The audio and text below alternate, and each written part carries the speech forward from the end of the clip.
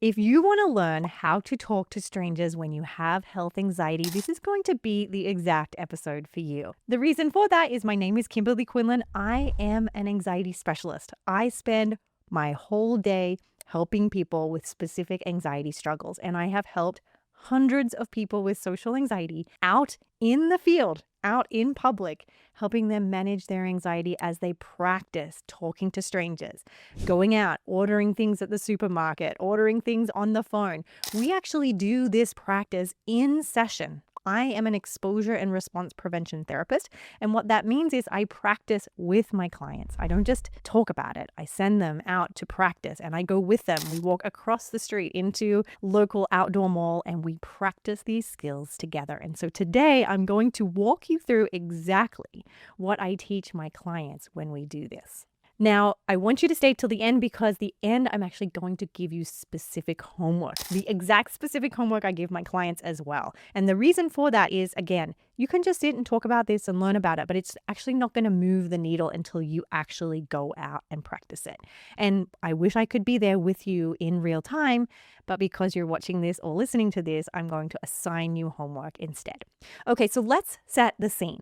You and I have talked about your social anxiety. We know that this is a goal of yours to be able to make more friends, to have more small talk, to be able to mix at the party or on the first day of school. And so what we're going to do is we are going to practice these skills in an environment that is very low threat, very low risk. And that's usually where we just meet in any public place. And we practice about 4 to 5, maybe 6 specific skills. The first skill we're going to practice is just practicing having a body language that is open, right? Because you've got to start somewhere. Think about it. Like if your body language is curled over, you're looking down, maybe your hair's in your face, like that's not going to get you the interactions and the friendships and the connections that you so desire. So the first step when I walk across the street from my office and I meet my clients at an outdoor mall or at a supermarket, we're going to talk about open body language. Now, what does that mean? It means you're standing up tall. Your shoulders are back, they're not hunched over. Your head is held just ever so slightly higher than it normally would, right? And you're open. Like, again, you're not closed, you're open. I always say to my clients, show everyone your big, bold, beautiful heart. That's what really connects you to other people. And so what you can do, because I know this often happens gradually, is I want you to pause this and actually practice it. Like I actually want you to practice opening your chest up, raising your head up a bit high, putting your hair behind your ears or brushing it away from your face and holding your chin up ever so slightly and just practice that about 15, 20 times. And maybe you want to get up and walk around your lounge room and practice it there. Maybe you want to go outside into the backyard. What I'm going to keep stressing in this video is that you do this on repeat. One of the biggest mistakes my clients with social anxiety make is they think that this should come naturally to them. And they think there's something wrong with them, that it's not natural. But the truth of the matter is, when we were very little, we had hundreds of opportunities to practice this. And at some point, if social anxiety started to impact you, you started to avoid, and this actually got you deeper in a hole. So first homework, 15 to 20, preferably hundreds of reps of you practicing walking in public or in your backyard or in your lounge room with this open body language. Now, number 2 is once you've mastered that, not mastered it, once you've practiced that, is we're going to move to the next step, which is smiling. Again, you can do this in your backyard. You can do it in your apartment where you hold that open posture. We're going to build on your skills here, and you're going to practice giving a very quick smile. I'm not suggesting that you walk around with a big cheesy grin on your face. You're going to hold your regular face how it normally is, and then you're going to practice smiling very quickly. So let's say you're walking and you just give a quick, and that's it. It doesn't have to be cheesy. It can be ever so slight. And that is step number 2. Remember, we're building on skills here. You're going to practice that dozens and dozens and dozens of times. And then we're going to take the next big step. Now, usually step number 3, we try to finish in the first 50-minute session. So just to give you some context, within 50 minutes, we want to do a lot of body language. We want to do a lot of smiling. And then what we want to do is we want to marry these together.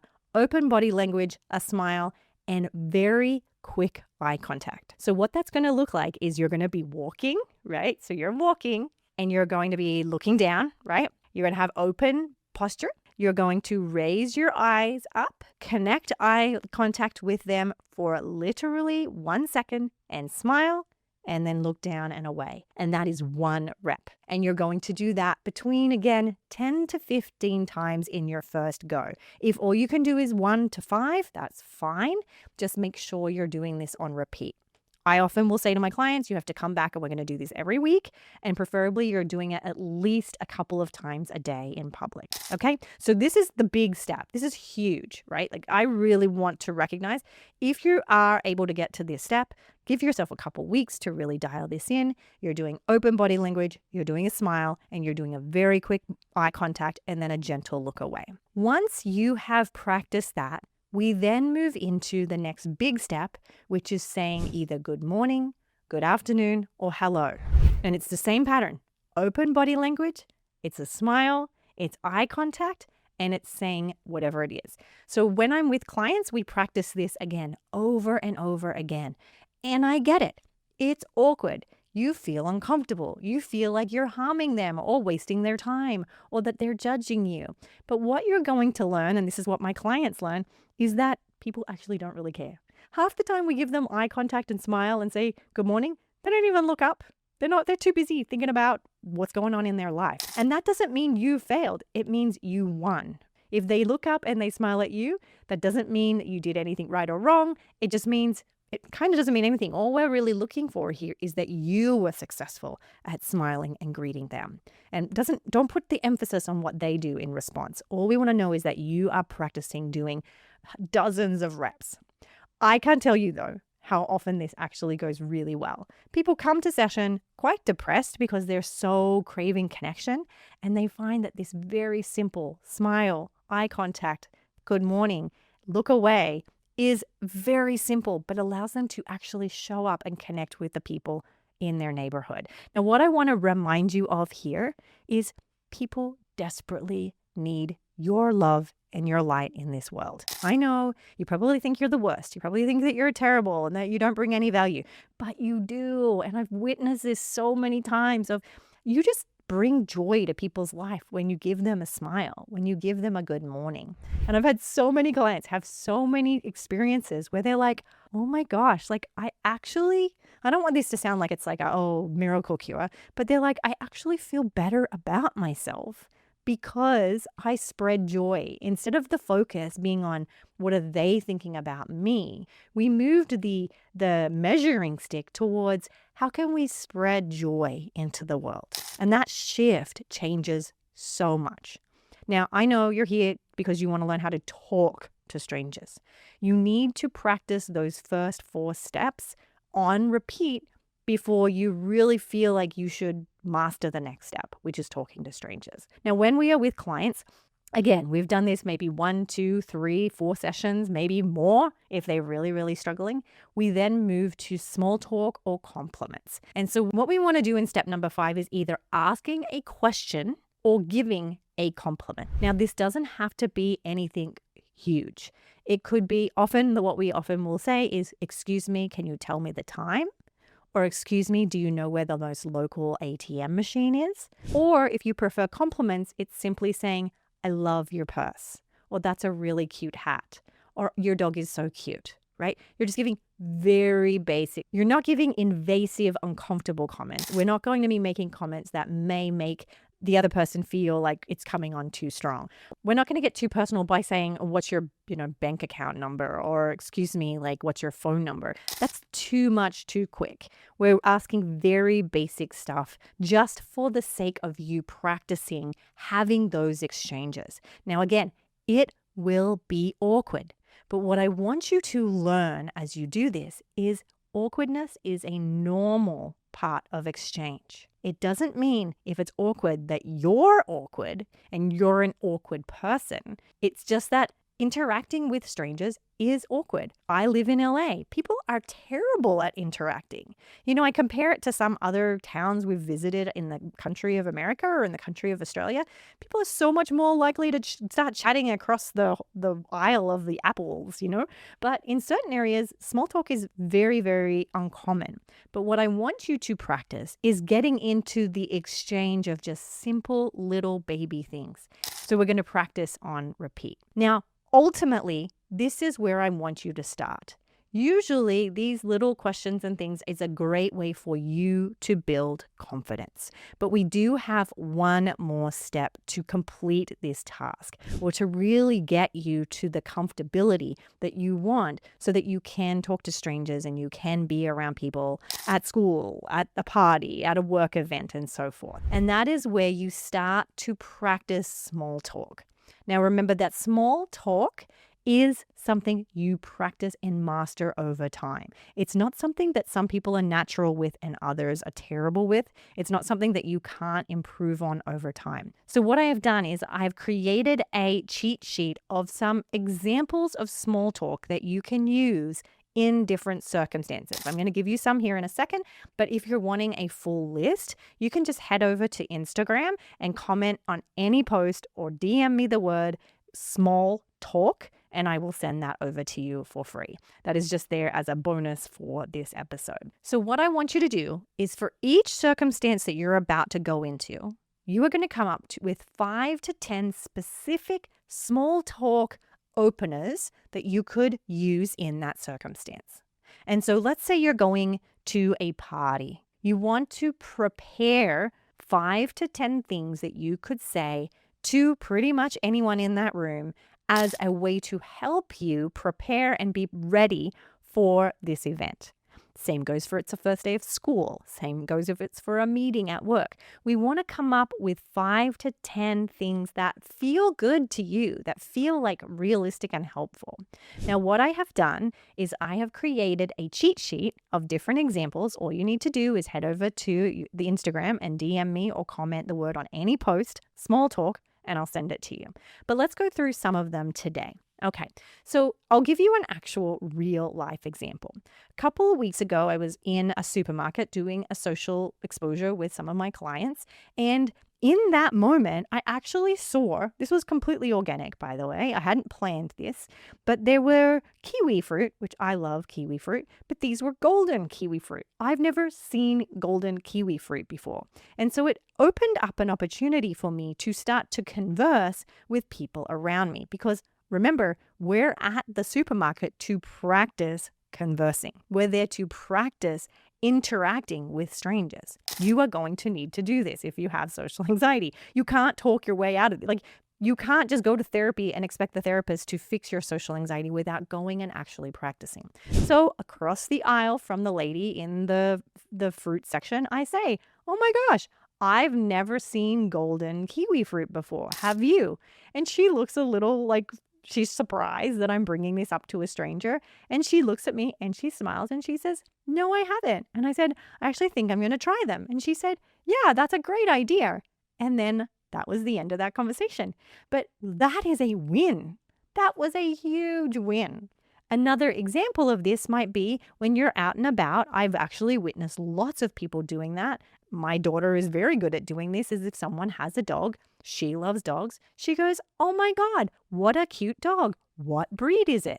Very, very easy way to start talking with strangers. I've also heard overhearing some of my kids and their friends talking about the first day of school. A lot of kids are just starting school. And they were talking amongst themselves to say, it's so awkward on that first day. You just don't know what to say to the person sitting next to you. And one of the kids said, "I just always use the same question, which is, what other electives are you taking?" They've built it in as a way to get started. And then that's where the conversation may go back and forward. Now, it may go back and forward 1 or 2 extra sentences, but if it fizzles out, that's normal. Again, don't beat yourself up if it fizzles out.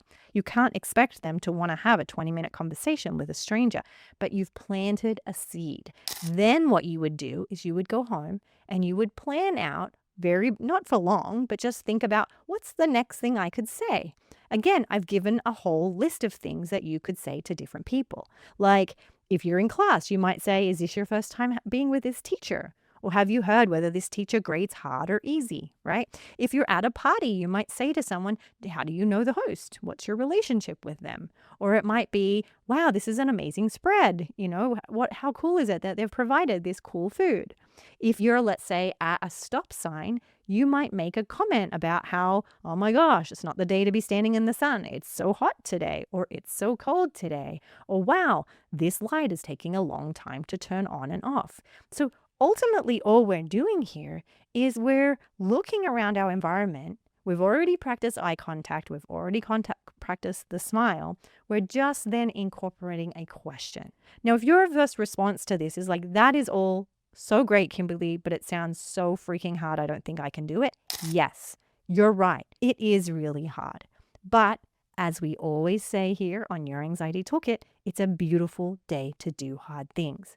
I rarely make promises, but I can almost guarantee you will get so good at this if you're willing to put in the reps. And I get it. You're going to have a lot of anxiety. Maybe you're shaking. Maybe you're sweating. Maybe your voice is cracking. That's okay. I want you to remember, no one needs you to be perfect. And do it in environments where the risks and the consequences are so low. Often, this is the homework I'm going to be sending you home with. It's the same homework I send my clients home with, is I want you to have a notepad with 100 lines on it, and I want you to write down 100 different examples of you practicing this. 100, not 10, not 20, 100. And I want you to give yourself permission to suck at this, because you might, and that's okay. We all suck at this. We all trip over our thoughts, trip over our words. We might stutter, and that's okay. With practice, you will get better. You'll think about what went well, what didn't go well. Not to beat yourself up, but just to start to learn what's your flow with talking to strangers. But again, it's in those first 3 steps of really getting clear, of practicing the eye contact, the open posture, and the smile. Not cheesy, just very, very gentle, nuanced smile. And then practicing the specific small talk questions you want to start. Now, this is a very quick overview. I want you to be as gentle as you can as you do this. And I also want you to be really calling out every success that you have. I want you to celebrate every success that you have. If it means that you go get a cup of coffee and you just sit at a regular public chair and you just sit out there and practice to start, just giving 1 or 2 eye contact, that's fine. But this is the build-up. We start small and then we work our way up. So I hope that's been helpful. Do head over to Instagram. You'll get me at Your Anxiety Toolkit. Comment on any post or DM me. And I will send you a cheat sheet of some common ways to start small talk with strangers. And then you'll just practice it until you start to feel like you've got some mastery over this. Never give up. Never lose hope. This is something that takes time. And I truly believe that this is something you can do. I hope this has been helpful. Please do follow. I am putting every ounce of my energy into these episodes. I want you to take as much from them as you can and give you as many resources as you can. And please do share it with anybody you think will benefit, because that helps me to know that I am making an impact on this world. All right. I cannot wait to see you, and I'll talk to you next week.